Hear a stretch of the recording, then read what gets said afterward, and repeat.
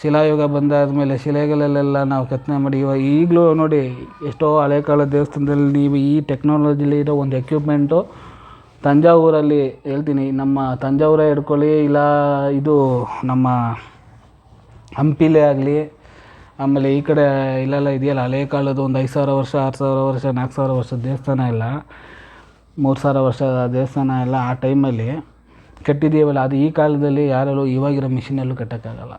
ಯಾಕೆಂದರೆ ಆ ಥರ ಇತ್ತು ಅವಾಗೆಲ್ಲ ಸ್ಪಿರಿಚುವಲ್ ಪವರ್ ಜಾಸ್ತಿ, ಸರಿನಾ. ನಮ್ಮ ಇದು ಅದರಲ್ಲಿ ನಾವೆಲ್ಲ ಮನುಷ್ಯಗೋಸ್ಕರನೇ ಎಲ್ಲ ಮಾಡಿದ್ದು. ಮನುಷ್ಯರು ಯಾಕಂದರೆ ನಮಗೆ ಮನುಷ್ಯ ಇಂಪಾರ್ಟೆಂಟು ಈ ಭೂಮಿಲಿ. ಮನುಷ್ಯ ದಾರಿಗೆ ಬರೋದು ಇಂಪಾರ್ಟೆಂಟು. ಅವನಿಗೆ ಮನುಷ್ಯನಾಗಿ ಹುಟ್ಟಿದಾನಲ್ಲ, ಅದಕ್ಕೆ ಕೊಡಬೇಕು ವ್ಯಾಲ್ಯೂನು. ಅರ್ಥ ಆಯ್ತಾ.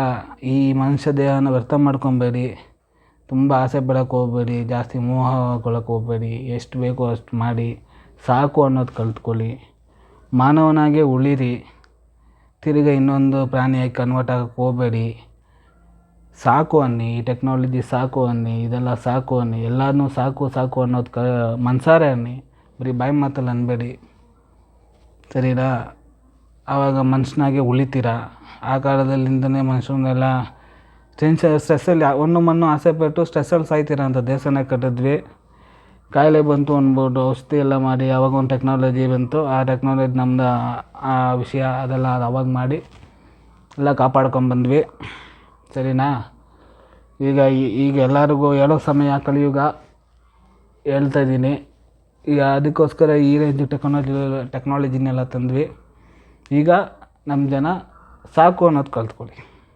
ಸಾಕು, ಯಾವಾಗ ನೀವು ಸಾಕು ಅಂತೀರೋ ಆವಾಗ ನೀವು ಮನುಷ್ಯನಾಗಿ ಉಳಿತೀರ ಖಂಡಿತ. ಇಲ್ಲ ಅಂದರೆ ನಾನು ಎಚ್ಚರಿಸ್ತಾ ಇದ್ದೀನಿ, ಇನ್ನು 2,000-3,000 ವರ್ಷ ಆದಮೇಲೆ ಮನುಷ್ಯ ಬೇರೆ ಥರ ಕನ್ವರ್ಟ್ ಆಗೋಯ್ತಾನೆ. ಅರ್ಥ ಆಯ್ತಾ. ಸಾಕು ಸಾಕು, ಈ ಟೆಕ್ನಾಲಜಿಲಿ ಇದೆಲ್ಲ ಸಾಕು ನನಗೆ, ನನ್ನ ಹತ್ರ ಇರೋದು ಸಾಕು. ಮನಸಾರೆ ಅನ್ನಿ, ಆಸೆ ಪಡೋಕ್ಕೆ ಹೋಗ್ಬೇಡಿ. ಆಸೆ ನೀವು ಆಗಲ್ಲ ಅದೂ. ಯಾಕೆ